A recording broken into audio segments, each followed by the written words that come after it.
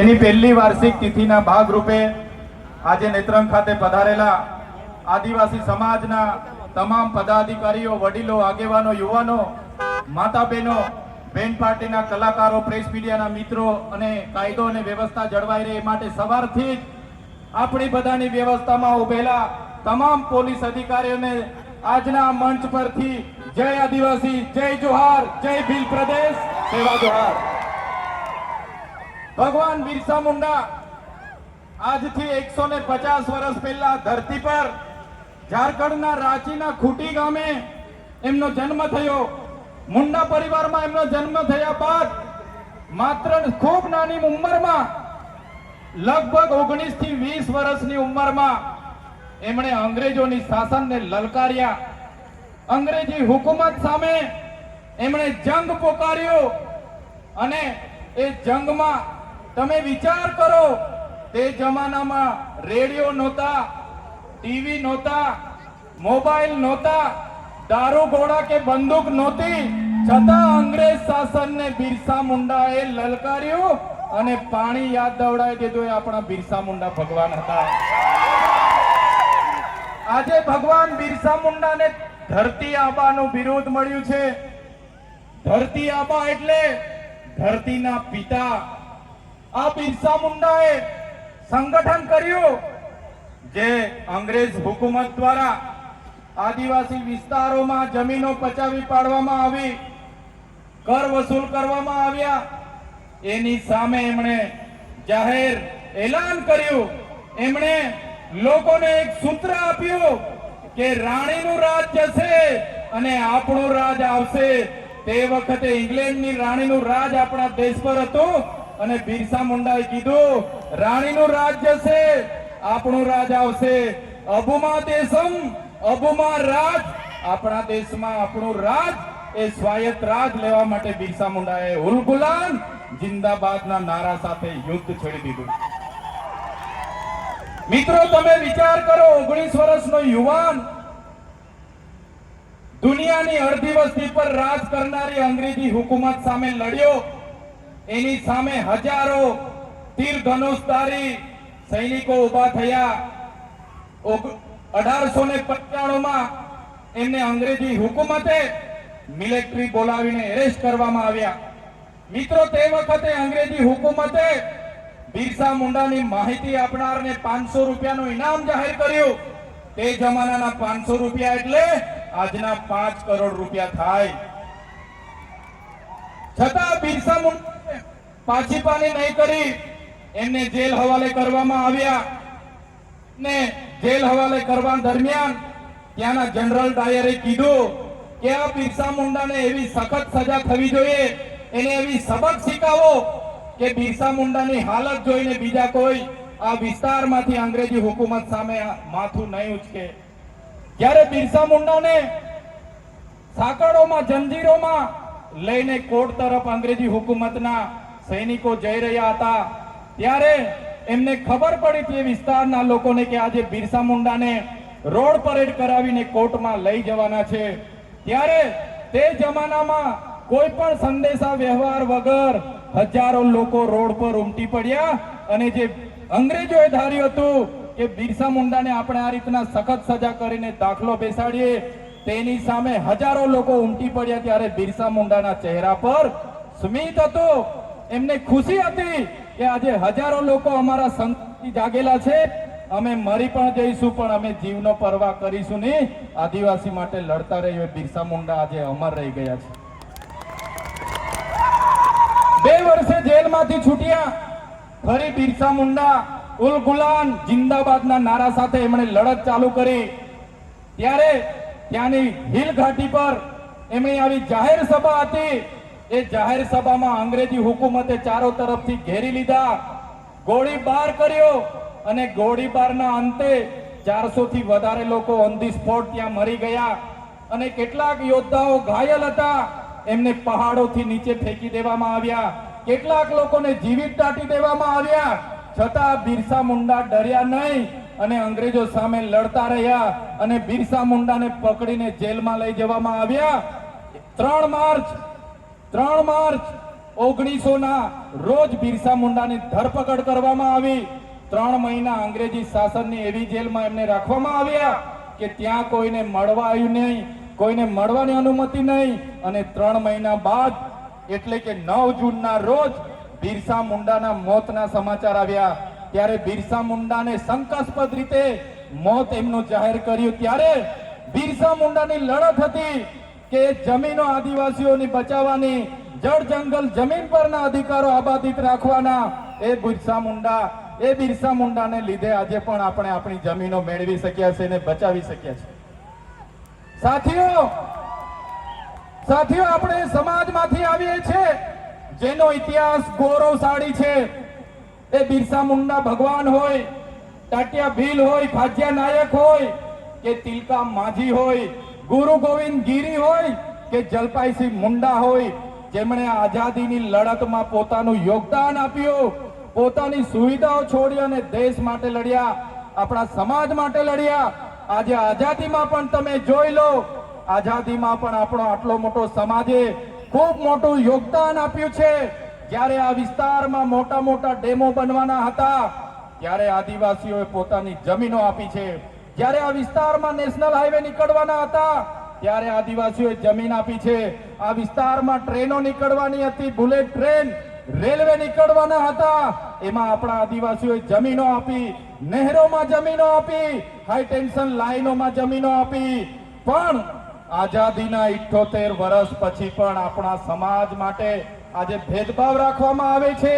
આજે પણ અમારો સમાજ શિક્ષકોની માંગણી માટે આંદોલન કરે છે, સારી શાળા માટે આંદોલન કરે છે, પીવાના પાણી માટે આંદોલન કરે છે, સિંચાઈના પાણી માટે આંદોલન કરે છે. એટલા માટે આ સરકારોને અમે કહીએ છીએ, અગર આ સરકારો આદિવાસીઓની વિકાસ કરવા નથી માંગતી તો આવનાર દિવસોમાં દેશનું 29મું રાજ્ય અમે ભીલ પ્રદેશ બનાવીને રહીશું. અગર સરકારો અમારા આદિવાસીઓની વિકાસ નહીં કરે તો જે અમારો ભીલ પ્રદેશ હતો એને વિભાજિત કરવામાં આવ્યો. આજે રાજસ્થાન, મધ્યપ્રદેશ, મહારાષ્ટ્ર અને ગુજરાત એ ભીલ પ્રદેશને અમે ફરી ભેગો કરીશું. આજે પણ અમારા રીત રિવાજો, અમારી જન્મની વિધિ, અમારી લગ્નની વિધિ, અમારી મરણની વિધિ સરખી છે. આજે પણ અમારા રીત રિવાજો સાચા છે. આજે પણ અમારે મધ્યપ્રદેશ, મહારાષ્ટ્ર અને રાજસ્થાન સાથે રોટી બેટીનો વ્યવહાર છે. આજે પણ અમારી બોલી, ભાષા અને પહેરવેશ સાચા સરખા છે. ત્યારે મિત્રો, આવનારા દિવસોમાં જો સરકાર આદિવાસીઓનો વિકાસ નહીં કરશે તો અલગ ભીલ પ્રદેશ રાજ્ય બનાવીને આદિવાસીઓનો આપણે વિકાસ કરી લઈશું. આપણી પાસે જળ છે, જંગલ છે, જમીનો છે, નર્મદાનું પાણી છે, નર્મદાની વીજળી છે, કાકરાપારની વીજળી છે, ઝઘડિયા રાજપારડી, જીઆઈડીસી, જીએમડીસી જેમાં લિગ્નાઇટ કોલસો નીકળે છે, છોટા ઉદેપુરમાં આપણી રેતીની ખાણો છે, આંબા ડુંગરમાં યુરેનિયમની ખાણો છે. આટલી બધી રોયલ્ટી આપણે સરકારમાં આપીએ છીએ અને આજે પણ અમારો સમાજ શિક્ષક મૂકી આપો, ડોક્ટર મૂકી આપો, શાળા બનાવી આપો, રોડ બનાવી આપો, લાઇટ આપો, પાણી આપો, લડેંગે જીતેંગે, સરકાર મુર્દાબાદ જિંદાબાદ. શું આજે પણ આપણે જિંદાબાદ મુર્દાબાદ કરવાના છે? આગળ પણ આપણે જિંદાબાદ મુર્દાબાદ કરતા રહેવાનું છે. જિંદાબાદ મુર્દાબાદમાં આપણા બાપ દાદાઓ જતા રહ્યા, હવે આપણે જિંદાબાદ મુર્દાબાદ કરવાનું થતું નથી. એટલા માટે કહીએ છીએ, કાલે કેવડિયાનો વારો હતો, માલસામોટનો વારો આવશે, આવનાર દિવસમાં વાલિયાનો વારો આવશે, ઝઘડિયાનો વારો આવશે. આપણે પાર્ટીઓમાં લડાઈએ છીએ, આપણે ધર્મ સંપ્રદાયોમાં લડાઈએ છીએ, આપણે સંગઠનોમાં લડાઈએ છીએ. ત્યારે આ લોકો આપણો ગેરલાભ ઉઠાવીને આપણને વિભાજિત કરો અને રાજ કરોની નીતિ સાથે આગળ વધી રહ્યા છે. ત્યારે મિત્રો એક થવાની જરૂર છે. મારા યુવાન મિત્રોને પણ હું આહ્વાન કરું છું, તમારી શક્તિનો ઉપયોગ, તમારી તાકાતનો ઉપયોગ, તમારી યુવા શક્તિનો ઉપયોગ તમારી કેરિયર બનાવવા માટે કરો. તમે સારી બાઇક મા બાપ પર લઈ માંગો છો, આઈફોન લઈ માંગો છો, દૂર દૂર સુધી રેસિંગ કરવા જાઓ છો, પાર્ટીઓ કરવા જાઓ છો, ચારધામની યાત્રાઓ કરો છો. આ તમારો સમય ભણવાનો છે. એકવાર ભણી લો, કેરિયર બનાવી લો, પછી યાત્રાઓ કરજો. અને આવી જ રીતના તમારું જીવન, તમારું યુવાન તમારી ઉંમરનો સમય તમે નાચવા કૂદવામાં કાઢી નાખશો, આપણા સમાજનો ઉદ્ધાર થવાનો નથી. બેન પાર્ટી વાળા મિત્રોને પણ મારે આજે વિનંતી કરવાની છે. બેન પાર્ટી વાળા પણ જેને મન ફાવે તમે 1.5 લાખ, 1,20,000, 1,30,000 બેન પાર્ટી વાળા મિત્રોને પણ યુનિયનને પણ હું કહેવા માંગુ છું, તમારા ડીજે સાઉન્ડ ઓછા કરી દેજો, તમારો સ્ટાફ ઓછા કરી દેજો, તમારા કલાકાર ઓછા કરી દેજો અને તમારા ભાવ પણ ઓછા કરી દેજો. નહીં તો આવનાર દિવસોમાં આ વિસ્તારોમાં બેન પાર્ટીઓનો અમે બહિષ્કાર કરીશું, કોઈને બોલાવીએ નહીં. મારા નોકરી કરતા કર્મચારીઓને પણ વિનંતી કરું છું, તમે આદિવાસીના દાખલા પર તમે ભણ્યા છો, તમને આદિવાસીના દાખલા પર નોકરી મળી છે, ત્યારે તમારા ભાઈ બહેનના દીકરા દીકરી શું ભણે છે, એની ફી ભરાય છે કે કેમ, આપણા સમાજની જાગૃતિ માટે કેમ તમે યોગદાન નથી આપતા? તમને પણ મારે બે હાથ જોડીને વિનંતી છે, તમે પણ યોગદાન આપો અને તમે પણ બધાને આગળ લાવવામાં મદદરૂપ થાઓ.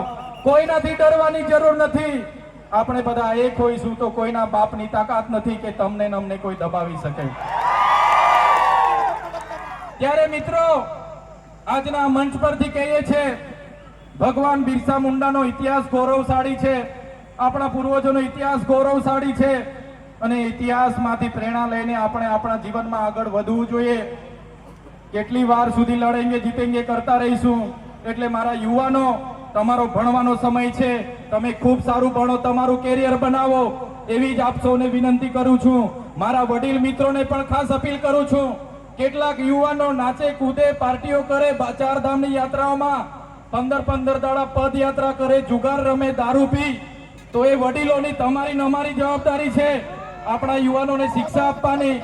ઉભા રાખો એ લોકોને રોડ પર, જ્યાં મળે ત્યાં પકડો એ લોકોને, ઉપેશ કરાવો ને બીજી વારમાં જાહેરમાં આવું ખાવા પીવાનું, યાત્રા કરવાનું, નાચવાનું, કૂદવાનું બોની કરે, એની ધ્યાન આપણે રાખવું પડશે. અમે પણ નાચીએ છીએ, અમે પણ ગરબા રમીએ છીએ, દિવાળી પર અમે પણ ઢોલ વગાડીએ છીએ, અમે પણ ડાયરા કરીએ છીએ, પણ સવારે ઉઠીને આપણી શું ટાર્ગેટ છે, શું ધ્યેય છે, આપણે જોવું પડશે. આપણે નાચીએ છીએ, આપણી સંસ્કૃતિ છે, બરાબર છે, પણ સવારે ઉઠીને આપણો ધ્યેય શું છે, આપણે ભણવાનું છે, તો એ તરફ આપણે બધાએ આગળ વધવું પડશે મિત્રો. ત્યારે મેં ખરેખર આજે આનંદ અનુભવું છું. આજના વિસ્તારનું યુવાધન ખૂબ મોટી સંખ્યામાં તમારો સમય લઈને આવ્યા છો. અહીંયા ઘણા ચૂંટાયેલા પ્રતિનિધિઓ આવ્યા છે, સરપંચશ્રીઓ આવ્યા છે. સૌને મારી અપીલ છે, પોતપોતાના ગામના, પોતપોતાના પરિવારને આપણે કઈ રીતના આગળ લાવી શકીએ, આપણા સમાજને કઈ રીતના આગળ લાવી શકીએ, બધા કઈ રીતના આગળ વધીએ, એ તરફ બધાએ ચિંતન કરવું પડશે, મનન કરવું પડશે. અને મંચ પરથી સરકારને છેલ્લી શબ્દોમાં કેમ છું, જ્યાં સુધી અમે સંવાદમાં માનીએ છીએ, સંવિધાનમાં માનીએ છીએ, ત્યાં સુધી તો બરાબર છે. જે દિવસે આદિવાસી સમાજ સંવાદ અને સંવિધાન સાઈડ પર મૂકશે, તે દિવસે આ મૂડીવાદીઓ સામે આરપારની લડાઈ થશે. એ લોકોને કહેવા માંગીએ છીએ, पहले रोकेंगे फिर टोकेंगे, फिर भी नहीं माने और हमारा लोगों को परेशान किया तो फिर ठोकेंगे. આજના મંચ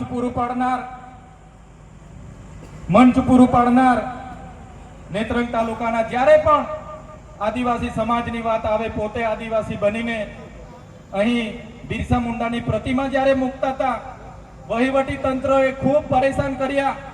એમને ત્યાં સેન્ટરમાં મૂકવાની હતી, મૂકવા નહીં દીધી, છતાંય ન નમ્યા અને પ્રતિમા મૂકી અને અહીં વિસ્તારના લોકોને, યુવાનોને જાગૃત કરવા, પ્રેરણા લેવાનું કામ જેમણે કર્યું છે, એવા શેરખાનભાઈ, એમના પૂરા ટીમને, વિપુલભાઈ, સંજયભાઈ, પૂરી ટીમને હું અભિનંદન આપું છું કે તમે અમને બધાને આ મંચ પૂરું પાડ્યું, અમને આમંત્રિત કર્યા અને સૌ યુવાનોને આ સાંસ્કૃતિક કાર્યક્રમમાં પોતાની સંસ્કૃતિ, સભ્યતા જાળવવા માટે અપીલ કરી અને અમારું સ્વાગત કર્યું. અમને બોલાવ્યા બદલ આયોજનની તમામ ટીમ, અહીં ઉપસ્થિત તમામ પદાધિકારીઓ, યુવાનો, વડીલો, માતા બહેનો, પોલીસ કર્મીઓ, પ્રેસ મીડિયાના મિત્રો અને જેમણે સંગીત પૂરું પાડ્યું છે એવા બેન પાર્ટીના તમામ કલાકારોને હું અભિનંદન આપું છું. અને આપણા આદિવાસી સમાજના લોક ગાયક એવા અજય વસાવા અને લોક ગાયિકા એવા ઉર્વીબેન રાઠવાને પણ અભિનંદન આપું છું. બધાનો ખૂબ ખૂબ આભાર, ધન્યવાદ.